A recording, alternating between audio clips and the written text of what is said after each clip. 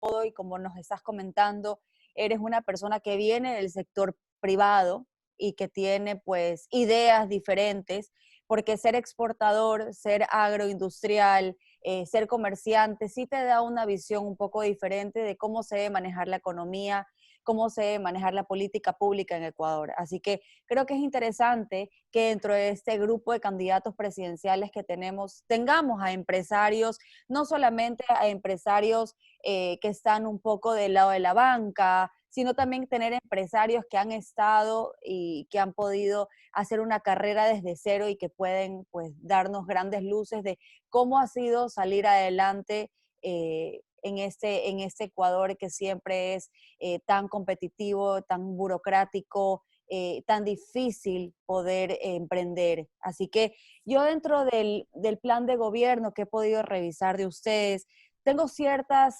dudas que quisiera que podamos un poquito profundizar, y me pareció muy interesante que ustedes hacen énfasis en el apoyo al emprendimiento.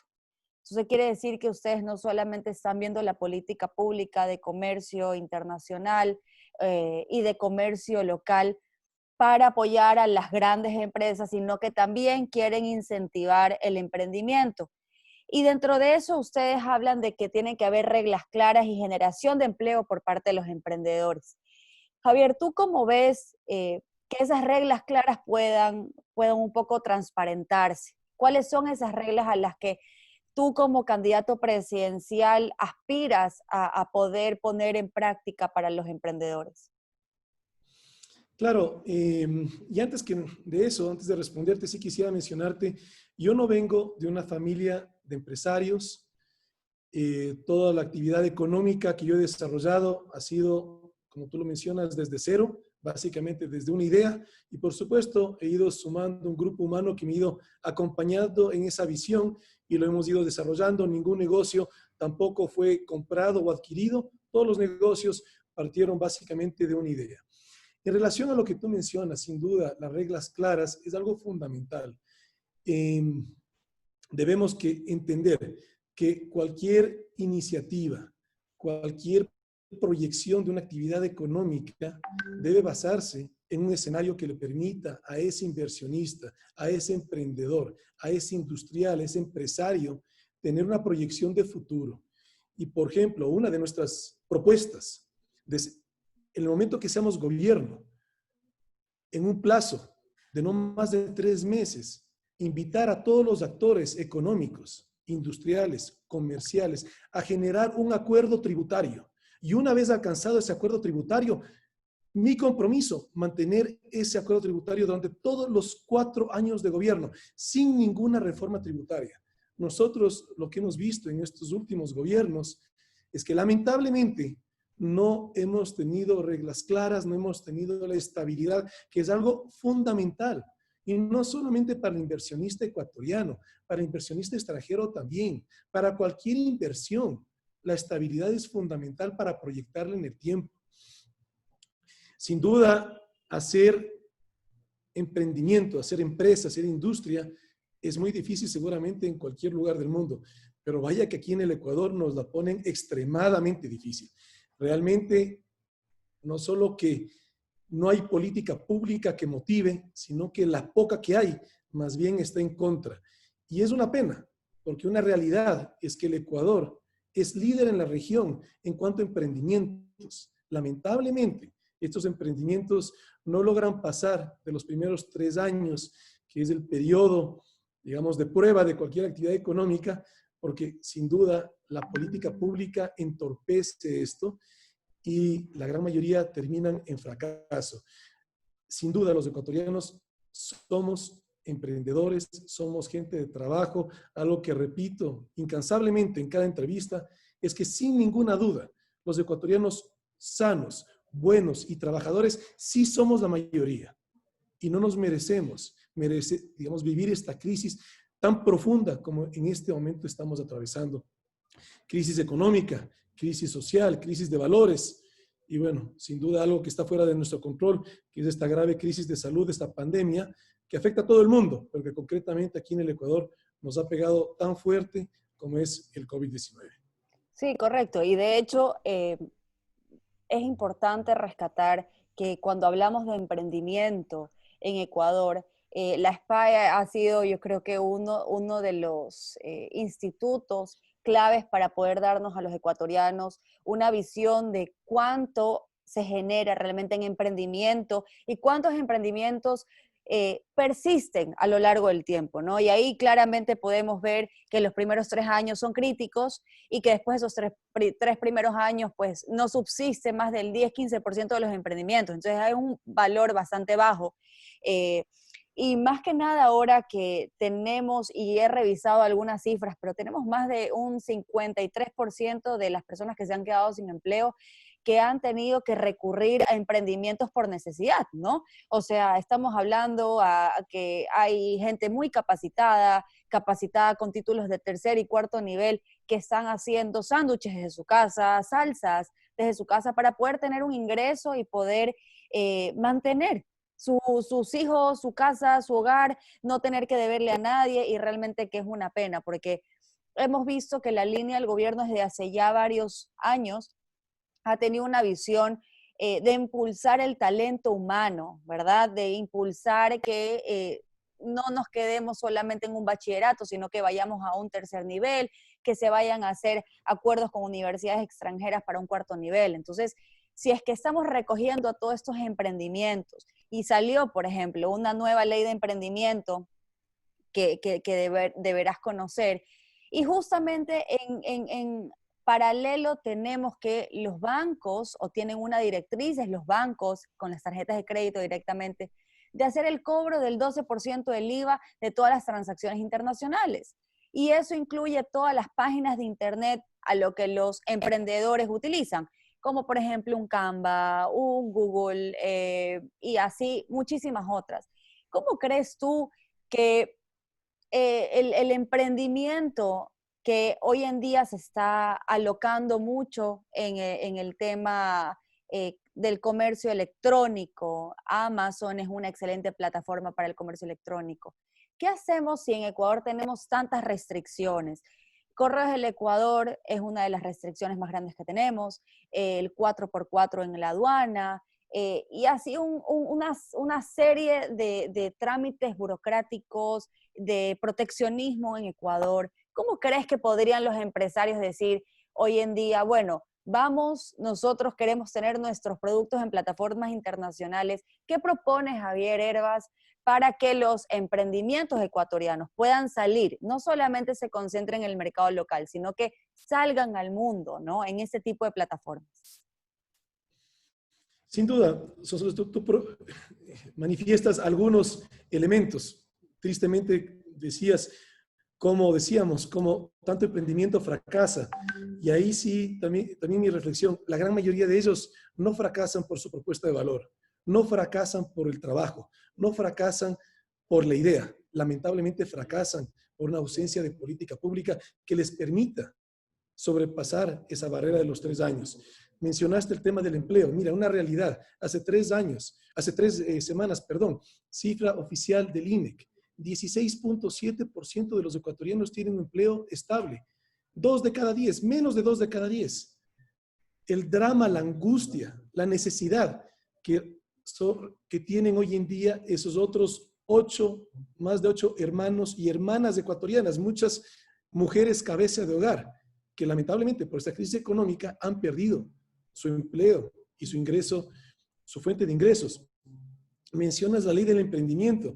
Mira, algo que sí, parte de nuestra propuesta económica es tener claro que el empleo no se crea por decreto, no por leyes. Vamos nosotros a generar empleo. El empleo es consecuencia de una dinamización económica. Pero antes de entrar con la respuesta, quisiera aprovechar y pedirte que me dejes leer. Hoy hemos circulado una carta dirigida al sector empresarial. Y más que leerte la carta, quisiera leerte solamente el segundo párrafo. De hecho, te enviamos también esta carta, pero solamente el segundo párrafo para también explicar a toda la ciudadanía que nos está escuchando cuáles son las razones fundamentales que me mueven a afrontar este reto tan importante. Y aquí no estamos hablando de un nombre ni de unas listas. Aquí estamos hablando que las próximas elecciones es una oportunidad de oro que tenemos todos los ecuatorianos para redireccionar positivamente nuestro país. Mira, aquí menciono, desde que inicié mis primeras actividades empresariales, hace más de 20 años, me han acompañado 3 interrogantes. La primera, ¿por qué razón el sector que más genera empleo en el país se mantiene distante a los asuntos de interés público? La segunda, ¿por qué motivo el sector que confía su inversión y que mantiene su patrimonio en nuestro país permanece pasivo frente a las más importantes decisiones de política económica? Y la tercera, ¿bajo qué circunstancias el sector empresarial ha delegado la elaboración de estrategias de desarrollo a políticos que no viven la realidad de nuestro sector? Eso es sin duda lo que hoy en día hace falta en el Ecuador. Tú me hablas de un tema concreto, por ejemplo, cómo la tecnología hoy en día permite el desarrollo de actividades económicas, como plataformas electrónicas, lo mencionas tú como Amazon, y como aquí en el Ecuador, más bien Correos del Ecuador, que tristemente una empresa pública que ha sido rentable, que da un servicio público, la encontramos que está básicamente ya cerrándose, en quiebra. Sin duda, hoy en día, como país, enfrentamos muchísimas urgencias.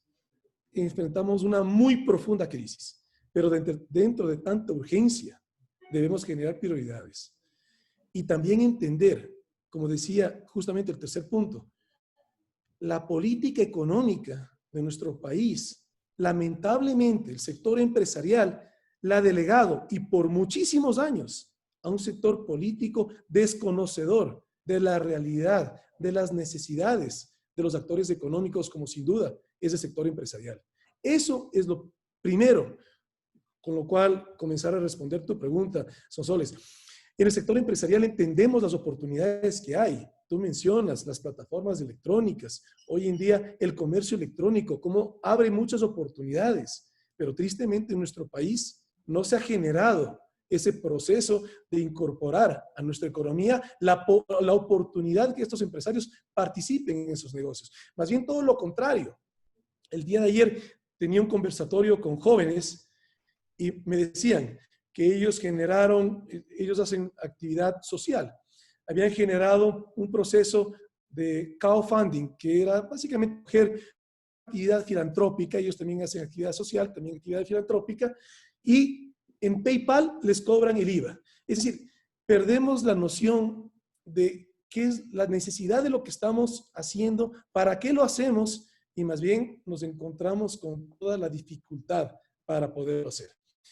Sin ninguna duda, Sonsoles, decirte que nosotros vivimos en un país bendecido, bendecido por las condiciones climáticas, bendecido por la ubicación geográfica y bendecido por la gente que tenemos, que sin ninguna duda, como lo dije hace un momento, los ecuatorianos buenos, sanos y trabajadores, sí somos la mayoría.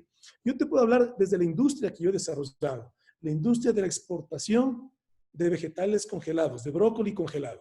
Mira, desde el año pasado, desde el año 2019, Ecuador se convirtió en el principal proveedor de brócoli congelado a un mercado que por excelencia es el mercado que más demanda calidad, como es Japón. Si es que una línea de negocio como el brócoli congelado lo pudo hacer, si su servidor quien les habla lo pudo hacer, por supuesto que lo podemos hacer todos los ecuatorianos. Y aquí no estamos inventando algo nuevo. Aquí la historia y el presente lo validan. Ecuador, siendo un país tan pequeño en área como somos, si nos comparamos con tantos otros, es el primer exportador mundial de banano. Somos los más grandes exportadores en el mundo de rosas. Hemos sido el más grande exportador de cacao y seguimos siendo de cacao fino de aroma.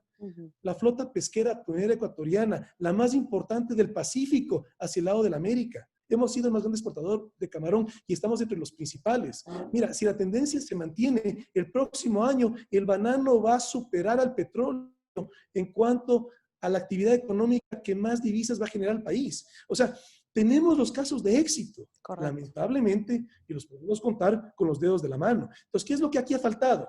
Ha faltado política pública, ha faltado decisión, ha faltado liderazgo para entender que esas oportunidades sí las tenemos. Ahora lo que tenemos que hacer es capitalizarlas. Parte de nuestra propuesta la hablamos en un sentido figurado, regresar los ojos al campo, porque sin duda la agroexportación, con todos los casos que te menciono, la exportación es el modelo de desarrollo que desde que somos república, cuando hemos tenido un crecimiento económico, ha sido justamente en función de la exportación. Entonces, nosotros lo que aquí estamos proponiendo es un modelo de desarrollo justamente, sin inventar nada nuevo, pero Correcto. justamente enfocado hacia las exportaciones, porque ese es el potencial que tenemos como país. Triste realidad, si hablamos del sector agrícola, por ejemplo, mira, y se repite para muchos productos y se repite en muchas ocasiones. ¿Qué sucede? Somos un país muy productivo. Por lo que yo te mencionaba, las condiciones climáticas, las condiciones geográficas. Regresando a la industria que yo he desarrollado, brócoli.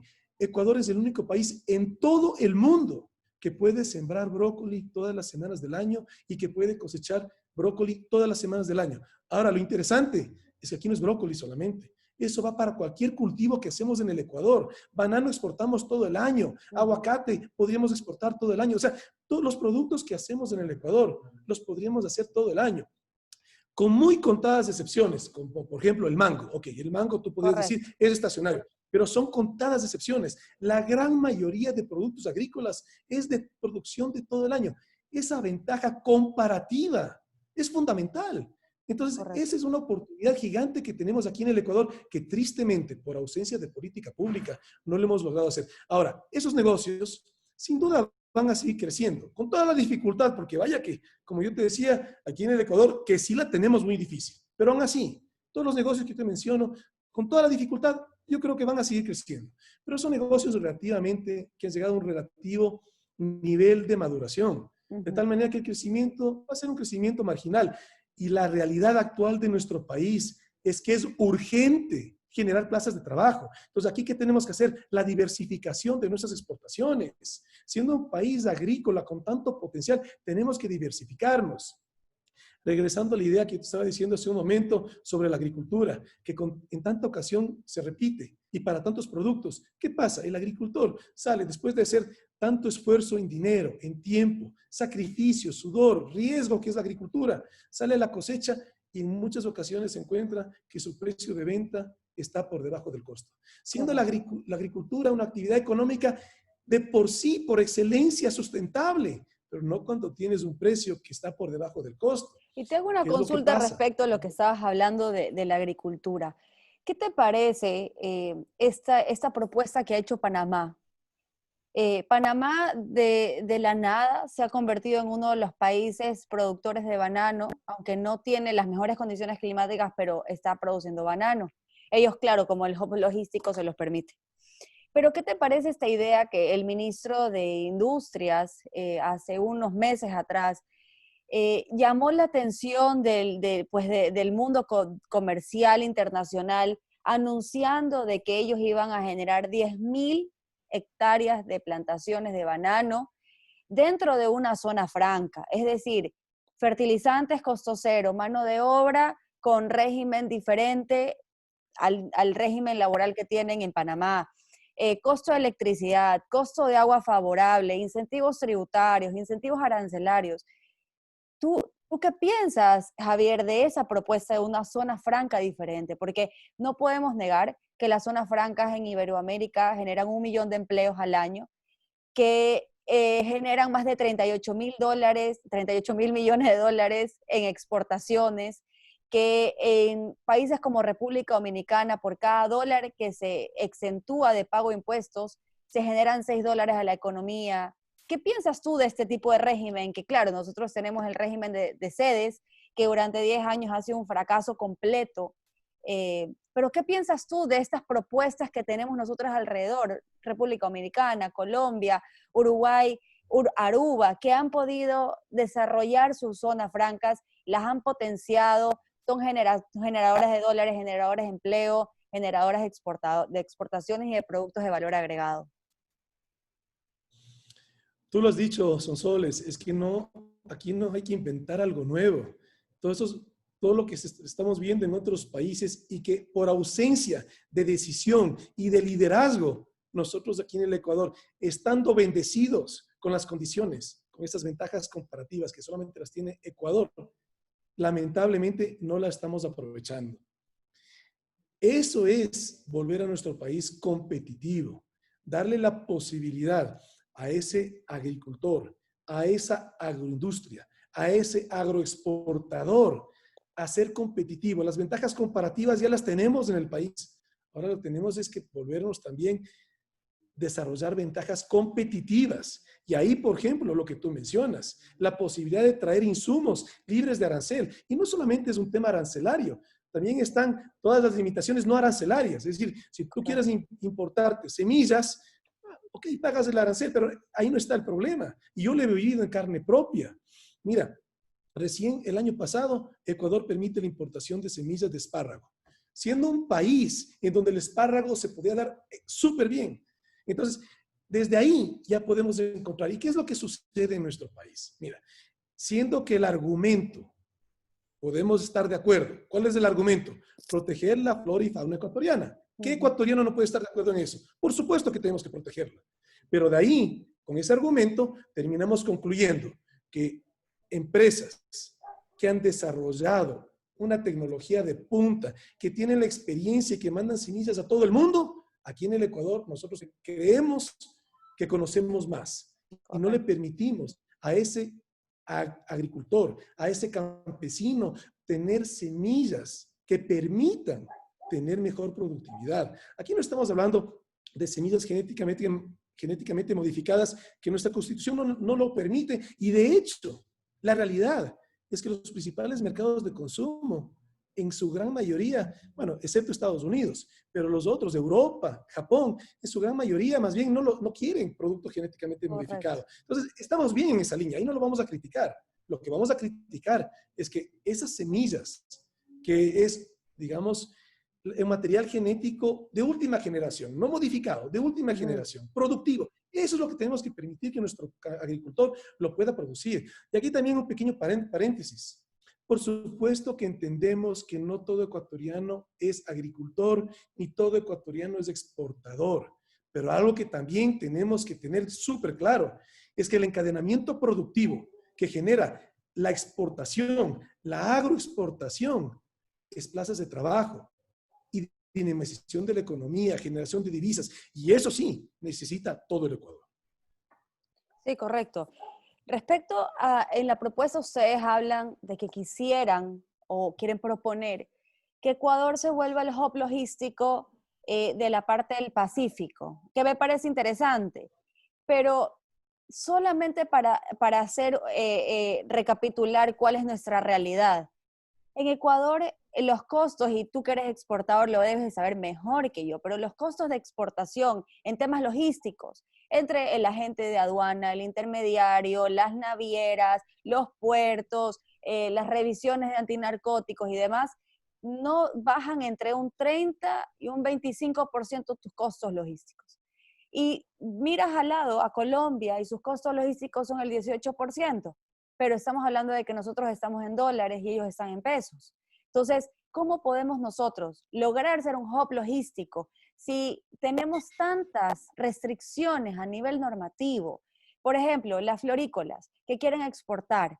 Los exportadores de flores no pueden hacer las exportaciones de manera directa, tienen que ir a una carguera y la carguera les cobra tanto porcentaje por tonelada o por kilo que exportan flores, y resulta que ese valor es totalmente salido de la realidad de la exportación de flores. Y eso nos hace menos competitivos a nivel de costos, a nivel internacional. Claro, la flor ecuatoriana tiene un tallo más largo, tiene unos colores y una variedad de colores que no lo encuentran en otras partes del mundo, y eso es lo que nos ha permitido ser diferentes al resto de países. Pero si vamos a una estructura de costos, que también es importante cuando hablamos de comercio internacional, ¿cómo enfrentamos? ¿Cómo nos convertimos, Javier, en ese hub logístico? Si tenemos tantas trabas, no tenemos una ley de puertos muy antigua, tenemos la ley de capitanía del puerto de los años 60. ¿Qué hacemos con toda esta normativa que incluso en el mismo Código de Comercio, que se hizo la reforma el año pasado? ¿Qué hacemos si nosotros somos un país cargador? Porque somos un país exportador y comprador. pero resulta que nosotros no somos un país donde, armador, que nosotros no hacemos buques, nosotros no tenemos un montón de buques parados y estacionados aquí en Ecuador para la carga, pero sin embargo nuestra legislación los protege a ellos y no a nosotros que somos los exportadores y los importadores. ¿Qué crees tú? ¿Cómo ves tú esa situación? Primero decirte que el potencial lo tenemos. Mira, Guayaquil es el puerto más grande de toda América en cuanto a contenedores refrigerados. No hay ningún otro puerto que mueva tanta carga refrigerada como es Guayaquil. Por supuesto, mucho ligado a la carga de la exportación de la exportación de banano, pero es la realidad. O sea, el potencial ya lo tenemos el volumen. Mira, tú mencionabas, por ejemplo, el tema de la policía antinarcóticos. Mira, ¿cómo puede ser posible que el Estado ecuatoriano no pueda tener un equipo de rayos X para la exportación? Algunos terminales, y no todos, tienen el equipo de rayos X para la importación.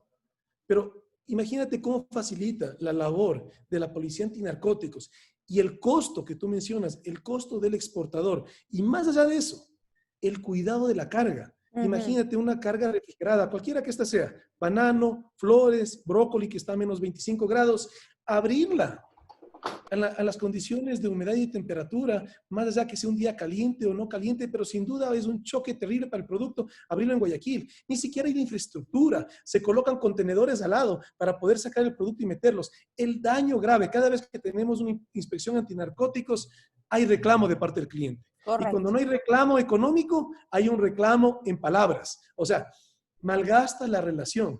Pero la tecnología ya está. O sea, un equipo de rayos X, equipo que te puede estar costando alrededor de unos 5 o 8 millones de dólares. Imagínate lo que es eso para el Estado, es nada. O sea, por más crisis económica que tengamos, no es lógico, no es aceptable que no le dotemos a nuestra policía antinarcóticos con una máquina de rayos X que sin duda sí te permite, ahí sí, detectar carga inorgánica, cualquier contaminación que pueda haber, que tenga cualquier contenedor. Entonces, ya está la tecnología disponible. ¿Qué hace falta? Liderazgo, decisión. Es lo que hace falta en nuestro país, pero hace rato. Mira, ahí también te quiero decir, los ecuatorianos sí somos gente de trabajo y somos gente creativa. Tú mencionas el tema de las flores.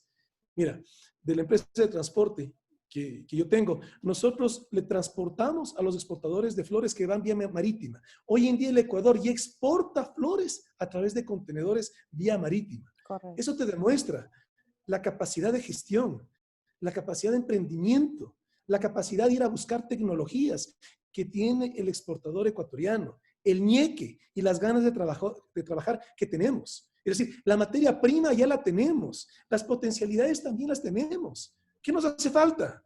Una política pública coherente y sensata, que entienda las necesidades, que entienda las oportunidades y en función de eso gestione y que apoye las iniciativas y que tampoco no es algo difícil, es algo totalmente posible. Tú me decías en relación a nuestras propuestas y me da mucho gusto que hayas leído nuestro plan de gobierno. Es todo un documento de más de 100 hojas, pero fundamentalmente nosotros le hemos denominado soluciones concretas para sacar al Ecuador de la crisis. Básicamente son 3 ejes: soluciones económicas y productivas, soluciones de justicia social, salud, educación, alimentación y soluciones de valores democráticos y transparencia del Estado. Fundamentalmente en estos 3 ejes, en la propuesta de gobierno que nosotros le ponemos a los ciudadanos ecuatorianos. Pero sin duda, hoy en día, la urgencia, el apremio que aquí tenemos es las soluciones económicas y productivas. Correcto. La realidad, el desempleo tan alto que tenemos. La realidad, mira, nosotros hoy en día estamos en un círculo vicioso. Tenemos una falta de liquidez en el sistema. Esa falta de liquidez disminuye el consumo. Esta disminución de consumo aumenta el desempleo. Ese aumento de desempleo baja el ahorro de los ecuatorianos. Y eso es un riesgo a la dolarización. Y fundamentalmente tenemos que tener todos claros, la dolarización es algo elemental que tenemos que cuidar para salir de esta crisis profunda. Aquí tenemos que entrar en un círculo virtuoso. Y ahí nosotros, justamente en materia económica, decirte, lo que nosotros proponemos es el Fondo para el Arranque Productivo. Yo he tenido ya varias conversaciones multilaterales. ¿Cuál es la realidad? Este fondo para el arranque productivo, a través de la banca pública y a través de garantía soberana, por ejemplo, te menciono un multilateral, la CAF, 1.8% de interés, 18 años. Otros multilaterales, el Banco Interamericano de Desarrollo, el Banco Mundial, tasas aún menores. Esa es la realidad. Hoy en día, el gobierno actual, una línea de crédito con el FMI, 6.500 millones de dólares, al 2.9. Eso nos demuestra y nos da el precedente que nuestro país sí puede acceder a tasas de interés favorables. Correcto. Pero aquí nuestra propuesta, ¿y en qué se diferencia? Si estamos hablando de la situación actual en que el gobierno actual, por la necesidad, tiene que estar buscando deuda para tapar huecos y que entra un saco roto porque es un hueco que Correcto. se busca más deuda para tapar otro hueco. La única manera responsable de salir de esta crisis es que no hay otra. En demagogia nos pueden decir muchas cosas, pero la única manera responsable es produciendo más. No existe otra manera responsable. Y algo que sí, en mi gobierno será fundamental, es que el Ecuador tiene que ser responsable de todas sus obligaciones, así como persona tenemos que construir y proteger nuestro buen nombre, así también los países tienen que construirlo y protegerlo. Si es que alguna duda hay sobre algún proceso de la deuda, eso que lo investigue la justicia. Pero el Ejecutivo, el gobierno tiene que ser responsable ante las obligaciones. Y ahí sí generamos el marco necesario para que venga inversión nacional e inversión extranjera. No por decreto vamos a traer ni siquiera la inversión nacional, peor la inversión extranjera. Esto viene consecuencia de políticas públicas claras, concretas, transparentes. De la misma manera que no por decreto se crea empleo, y menos aún recitando libros de texto, que los que muchas veces escuchamos aquí en nuestro país. Sí, bueno, y sobre lo que has tocado, que tal vez no es un tema de política de comercio exterior e inversiones, pero que creo que es un punto bastante importante, es que la confianza de los ecuatorianos hacia nuestros gobernantes, hacia los servidores públicos, creo que se quiebra también porque nosotros como ecuatorianos vemos que, y bueno, vemos y aceptamos que cualquier persona puede estar en un cargo público, es decir, cualquier persona puede ser ministro, cualquier persona puede ser asambleísta, cualquier persona puede ser nuestro representante ante organismos internacionales. Y yo ahí pregunto, ¿no? ¿Qué pasa con la cantidad de ecuatorianos que estamos preparados y que hemos estudiado y que han gastado un montón de tiempo y lo han invertido en estudiar y prepararse para ser mejores ciudadanos, para poder aportar al país, pero que no son tomados en cuenta porque no son amigos, porque no son conocidos? ¿Cómo ves tú, Javier, que dentro de nuestra política en general, yo también llevándola un poco más allá al tema de política de comercio exterior, nuestras oficinas comerciales, tenemos a personas que no necesariamente son aptas para eso? Y yo leí dentro de tu plan de gobierno y una carta también que revisé, que ustedes dicen, sí, las oficinas comerciales están comenzando a cerrar como necesidad por el tema del gasto público, ¿no? Que ya es inminente, que no se puede mantener tantas oficinas comerciales alrededor del mundo, pero ¿cómo el gobierno de Javier Hervas se va a diferenciar de los gobiernos que hemos tenido, de que el amigo, el compadre, el tío, están dentro de esa cúpula de gobierno que hace la política pública para los ecuatorianos, que nos gobierna, que nos dice cuál es la dirección a la que queremos seguir y a veces busca más intereses personales que intereses colectivos? Justamente, lo que yo te mencionaba en esta carta, digamos, los motivos míos en términos, digamos, económicos, pero también en términos de ciudadanía. Lo que hace falta es que los ciudadanos nos involucremos. Créeme que para mí fue, y para la empresa, y para las 6 empresas que yo he desarrollado, ha sido extremadamente fuerte porque fue de un día para otro que yo dejé mi actividad empresarial. Sin duda, tengo un muy buen equipo, pero al final del día, sí, no deja de ser un shock que de un día para otro me separe de toda la actividad empresarial. Pero eso es lo que el país necesita. Aquí la gran mayoría de ecuatorianos somos gente buena, sana, trabajadora, pero también capaz. Y sin duda tenemos que involucrarnos, así como yo mencionaba en la carta, que el sector empresarial ha delegado en un sector político desconectado con la realidad de lo que significa ser un actor económico. Así también los ciudadanos hemos delegado y no se ha participado en política. Eso tiene que comenzar a cambiar en el país. Sin duda es un reto muy grande. Créeme que para mí es un reto muy grande. Por supuesto, yo no te puedo negar que también es un honor que la ID Listas 12 haya visto en mí, junto al binomio que yo propuse, María Sara Gijón, la opción de liderar este proceso para las próximas elecciones.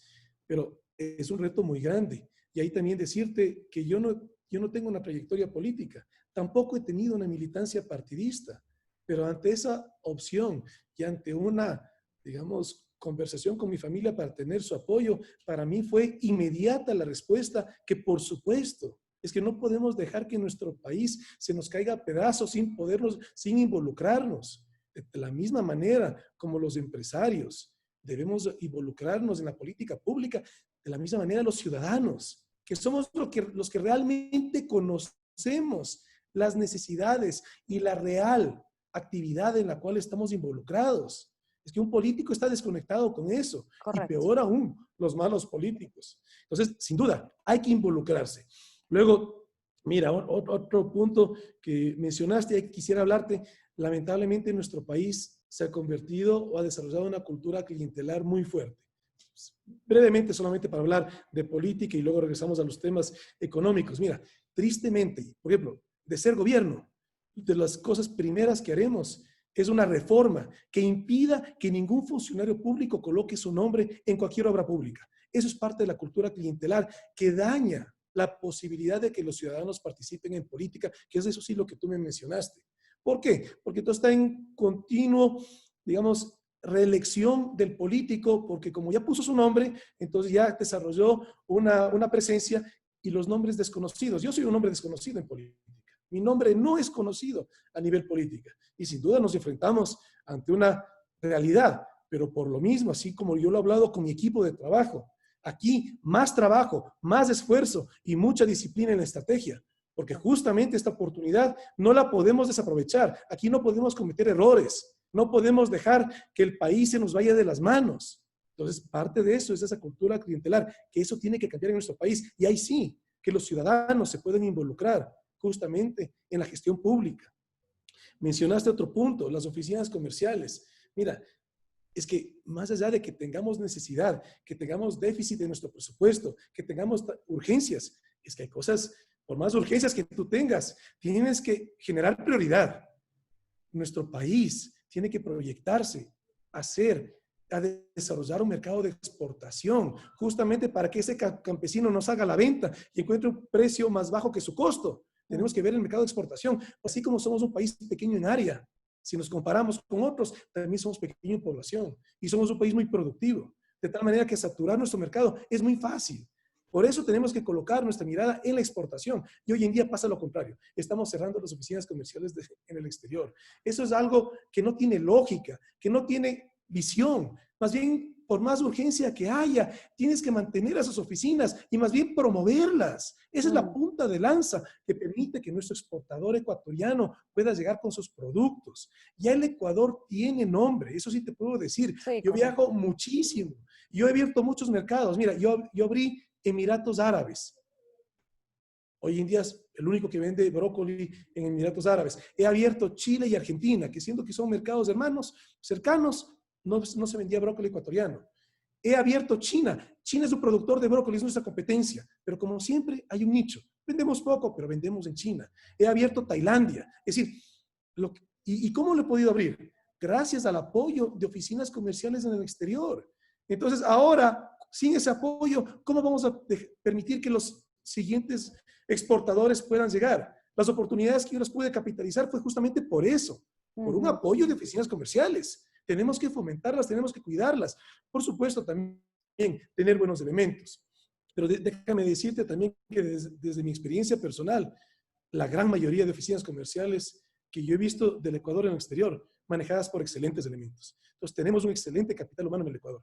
Tenemos que fomentar, cuidar y promover el que tengamos oficinas comerciales en el exterior. De la misma manera que debemos que promover que nuestras embajadas y consulados también hagan una gestión política, pero Claro. también tienen que hacer una gestión comercial, porque así como son embajadores de nuestro país, también tienen que ser embajadores de nuestros productos, de Ujú. nuestra calidad, que el Ecuador ya lo tiene. Si tú preguntas en cualquier lugar del mundo, banano ecuatoriano, ya está en la mente de la gente que es de calidad. Camarón Correcto, ecuatoriano, ya está en la mente. O sea, ya hay una percepción positiva. Entonces, a correcto. ese que compra el banano, a ese vamos a venderle plátano, Más, vamos claro. a venderle yuca. Al que compra brócoli congelado, vamos a venderle frutilla congelada, vamos a venderle espárragos congelados. Es decir, eh, si tal vez es difícil crecer rápidamente con brócoli congelado, es súper rápido, fácil poder crecer con frutilla y con espárrago congelado. Eso para todas las líneas de negocio. Entonces, en la diversificación está la oportunidad que nosotros tengamos el dinamismo económico que hoy en día con urgencia tenemos que desarrollarlo en nuestro país. Sí, correcto. Tengo un par de preguntas antes de que ya nos despidamos, pero primero, ¿qué piensas tú de la fusión de la aduana con el SRI? ¿Tú piensas que es necesario? ¿Piensas que son instituciones que tienen que permanecer separadas? ¿Crees que tal vez su fusión puede permitir muchas más funciones que al día de hoy no se pueden proyectar porque justamente son instituciones completamente alineadas cada una a sus propios intereses? Mira, porque estoy en comercio exterior y porque soy muy responsable de mi manejo tributario, te puedo decir que no tiene ninguna lógica, es algo absurdo, no tiene ningún sentido. Es que son funciones totalmente diferentes. No tiene, o sea, si bien las dos, la única semejanza que podrías decir es que son funciones que están recaudando ingresos para el Estado, no más. De ahí es totalmente diferente y ahí es donde tenemos que pensar en nuestro país, a despolitizar las instituciones. La aduana tiene que ser una institución técnica, al igual que el sistema de rentas, pero son funciones técnicas muy diferentes, algo que no tiene sentido. Como tampoco tiene sentido que, si vamos con esos ejemplos, que quieran funcionar Petroecuador con Petroamazonas en los últimos 8 meses de gobierno. Son sectores estratégicos. Déjale Ujú. al próximo gobierno que lo haga con planificación. Es que aquí yo no estoy criticando si es que se deba o no funcionar Petroecuador con Petroamazonas. Aquí lo que critico es que cómo puede ser posible que en 4 años no lo hicieron y ahora sí el apuro lo quieren hacer. Evidentemente es algo que va a quedar mal. Evidentemente es algo que va a generar duda. Y ante tanta evento de corrupción que estamos viendo hoy en día en nuestro país, con mayor razón, son procesos que tienen que estar extremadamente bien auditados. Correcto, completamente de acuerdo. Y Javier, la última pregunta que quisiera hacerte antes de terminar es, Ecuador tiene una carencia muy grande, que es no tiene una política industrial clara, desarrollada. Los industriales ecuatorianos siempre velan por su metro cuadrado, pero el ciudadano no vela ni por el metro cuadrado del industrial, ni sabe tampoco si es que existe una política industrial. Y haciendo una revisión exhaustiva dentro de la comisión y con otros expertos, pues nosotros hemos concluido de que realmente no existe una política industrial en Ecuador. ¿Cómo ve Javier Hervas y su plan de gobierno? Una política, un plan de política industrial. No solo tenemos que dejar de ver que las políticas tienen que ser a tiempos de gobierno, sino que tienen que ser a tiempos reales, de que el área se vaya desarrollando, las diferentes industrias se desarrollen. ¿Cómo lo ves tú? Si me permites, Sosoles, quisiera leerte el último párrafo de esta carta. Mira, confiado que la visión del sector productivo antepondrá los intereses del país sobre cualquier interés particular o sectorial, quiero contar con tu participación, aportes y reflexiones para que el sector empresarial en su conjunto se constituya en el actor protagonista del desarrollo de nuestro país, que siempre debió ser. Eso es, o sea, mira, en las profundas crisis que hemos pasado como sociedad, como país, cuando tuvimos la tragedia del terremoto del 2016, encontró a ecuatorianos solidarios con eso. Cuando tuvimos la tragedia económica, como fue la dolarización en el año 2000, nos levantamos de esa crisis económica. Hoy en día esta profunda crisis tiene que hacer que antepongamos estos intereses particulares como lo que tú mencionas. Hoy en día la única manera que podemos salir de esta profunda crisis es remando en el mismo sentido, colocando nuestra visión al mismo horizonte. Eso es lo que nos puede sacar de esa profunda crisis. Y sin duda, Todavía podemos salir adelante en esta crisis y por eso las siguientes elecciones es una oportunidad de oro que tenemos todos los ecuatorianos de buscar quien realmente nos represente y quien realmente tenga propuestas claras y propuestas creadas en función de la necesidad real para que ahí sí podamos salir adelante de esta crisis. Tú mencionas que sobre, digamos, política industrial, mira, yo te quiero contar, el proveedor, nosotros tenemos algunos proveedores de fundas plásticas, uno de ellos exporta fundas plásticas de Estados Unidos, es decir, el ecuatoriano sin duda tiene capacidad. Imagínate Ecuador exportando fundas plásticas de Estados Unidos. ¿Cómo logras eso? Eso lo logras con tecnología. Entonces, ¿qué es? Más allá de hablar de una política industrial, más allá de armar decretos o de escribir leyes, aquí lo que tenemos es que fomentar a que el industrial se tecnifique. Eso es lo que tenemos que hacer. ¿Cómo lo logramos? Pues evidentemente, primero, no poniéndole trabas en términos arancelarios. Hace un mes importamos una caldera gigante que aquí en el Ecuador no se produce. Tuve que pagar arancel por esa caldera. No tiene sentido. Es que, o sea, justamente si hablamos de comercio exterior, tenemos que hablar en las dos vías. Así como fomentamos la exportación, también tenemos que tener claro a qué posiciones arancelarias, es decir, qué productos son los que tenemos que desgravar. Es que evidentemente los bienes de capital tienen que estar desgravados. Las materias primas básicas que nuestro país no produzca tienen que estar desgravados y tristemente eso no pasa. Entonces, ahí tú tienes la realidad de cómo crear un tejido industrial, no por decreto, sino por las acciones que en política pública el Ejecutivo, el gobierno, sí lo puede hacer. Es posible hacer eso. Y en función de eso, ahí sí, tú traes la inversión nacional y extranjera que vaya para la industria, pero no por decreto de que obliguen a traer el capital de los ecuatorianos que está afuera. Eso se crea por motivación, por incentivo, por decreto es utópico, eso es una farsa, es demagogia. La realidad es que el inversionista trae el capital a un lugar donde tenga un marco claro, donde tenga una proyección a largo plazo y donde tenga, digamos, la actitud de sentirse tranquilo, de que va a invertir en un lugar en donde se va a sentir su inversión, digamos, proyectada en el tiempo, con estabilidad, con seguridad jurídica. Seguro, Javier, yo creo que eso es totalmente cierto. Me gustaría hacerte una pregunta de un ciudadano que pregunta cómo incentivarían la inversión del sector privado en el comercio exterior, que no solo hay aporte del Estado. ¿Qué invitación le hacen a la empresa privada, en particular a los depósitos temporales? Mira, a ver, nosotros justamente en nuestra propuesta en términos económicos, con el Fondo para el Arranque Productivo, que va destinado a generar un producto. Yo te comenté las tasas de interés a las cuales se puede captar como garantía soberana y banca pública. Y bueno, y aquí también un pequeño paréntesis. En banca pública y en reiteradas ocasiones, cada vez que tengo una posibilidad de participar en medios, el reiterado llamado al presidente Moreno que no vende el Banco del Pacífico. Es fundamental, justamente para que el próximo gobierno pueda reactivar la economía. Y aquí no estamos proponiendo una banca pública que compita con la banca privada. Aquí lo que estamos es entendiendo una real necesidad, que necesitamos una banca pública para ser sujetos de esa tasas de interés y justamente para ir a los sectores en los cuales, debido a la pandemia, tanto negocio que se está cerrando, tenemos que parar urgente con el aumento del desempleo. ¿Qué tenemos que hacer? Ese negocio que no ha podido cumplir con sus obligaciones económicas porque ha bajado su demanda, ha bajado su nivel de ventas, refinanciarle, porque al sector privado, si ya le fallaste, ya no vas a poder refinanciarte. Entonces, aquí tienen que entrar el sector público y el sector público también.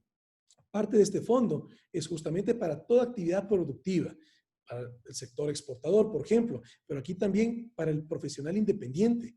Es que la triste realidad es que hoy en día el profesional con la carpeta bajo el hombro va a un sector público para encontrar que no hay plazas de trabajo y va a un sector privado para encontrar que tampoco hay plazas de trabajo. Entonces, ¿qué es lo que tenemos que hacer como política pública? Para eso es tan importante este fondo para el arranque productivo, para generar este producto, 6% de interés máximo, plazo 15 años y que este profesional independiente, llámese abogado, odontólogo, arquitecto, médico general, médico especialista, puede ejercer su profesión generando la actividad económica él mismo.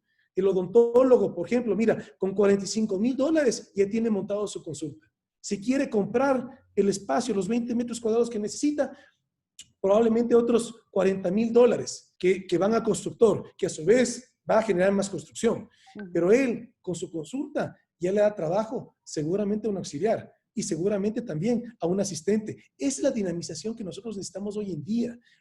Pero aquí el Fondo para el Arranque Productivo es fundamental únicamente al sector productivo, no al saco roto que hoy en día están ingresando los fondos que vienen de los multilaterales, que entran a gasto corriente o se diluyen en el presupuesto del Estado. Aquí es fundamentalmente y únicamente para actividad productiva. Es la gran diferencia en donde debemos enfocar los esfuerzos. Entonces, ¿cómo generar que esta actividad exportadora se pueda desarrollar? Pues, por supuesto, acceso a crédito, pero los plazos. Hoy en día la banca privada genera plazos de 3 o máximo 5 años. Esa no es una realidad de un sector industrial. Tú no logras pagar todas tus inversiones en 3 años. Correcto, Entonces, totalmente. entendiendo la realidad, es que tenemos que generar política pública. Y en función de este fondo, ahí sí, nuestro interés es invitar al sector financiero privado para que participe. Y aquí a las cooperativas que están más de cerca, con justamente los profesionales independientes, digamos, con los usuarios, pero también a la banca que está en contacto justamente con los negocios, con los exportadores.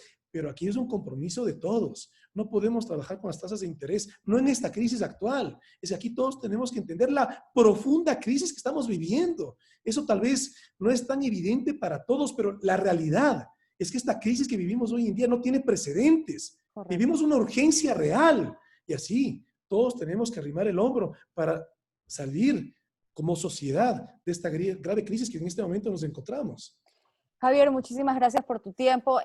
Antes de despedirnos, quisieras dejarle algunas palabras a los ciudadanos de tu mensaje político, de por qué ellos deberían de votar por ti, por qué tu plan de gobierno es el más apto para enfrentar las diferentes circunstancias que Ecuador vive el día de hoy. Gracias, Sonsoles. Mira, sin extenderme en un mensaje político, simplemente una breve reflexión. Hoy en día quiere regresar a gobernarnos un modelo que ya lo vivimos, lo experimentamos y lo sentimos más de 10 años. Hoy en concreto lo estamos padeciendo. Y por otro lado, quiere venir a gobernarnos una oposición que lejos de haber sido propositiva, ha sido una oposición de confrontación, de pelea ideológica, dogmática, francamente obsoleta con la realidad ecuatoriana y que ha cogobernado estos últimos 4 años y que quiere hoy en día gobernarnos y también estamos padeciendo esa realidad. En tal sentido, el país no necesita más confrontación. Lo que todos los ecuatorianos sí necesitamos son soluciones concretas y ahora. Muchísimas gracias, Sonsoles, por esta posibilidad de diálogo. Muchísimas gracias, Javier. Te deseo la mejor de las suertes, muchísimos éxitos. Y pues bueno, este espacio siempre está abierto para ti, para tus asambleístas, para todos los candidatos, para tu candidata a vicepresidenta, que me encanta que sea una mujer y así tengamos más mujeres que estén promoviendo la política y su espacio público, ¿no? Así si me permites brevemente, Sonsoles, antes de despedirme, mira, aprovechando que mencionas a nuestra candidata a vicepresidente, María Sara Gijón, mira, una mujer de oro, una abogada, máster de Harvard, diplomado en Aflaxo, madre soltera, mujer, activista de los derechos de las mujeres, activista de los derechos de la naturaleza, con experiencia en lo público. Nos complementamos extremadamente bien. Y sin duda te agradeceré que le des la oportunidad que ella también pueda participar en estos diálogos. Seguro que sí. Muchísimas gracias. El mejor de los éxitos de parte de ICC Ecuador, Cámara de Comercio de Quito y Comerx. Te deseamos lo mejor en estas elecciones. Muchísimas gracias por el espacio y que tengas una excelente semana. Muchísimas gracias. Éxitos.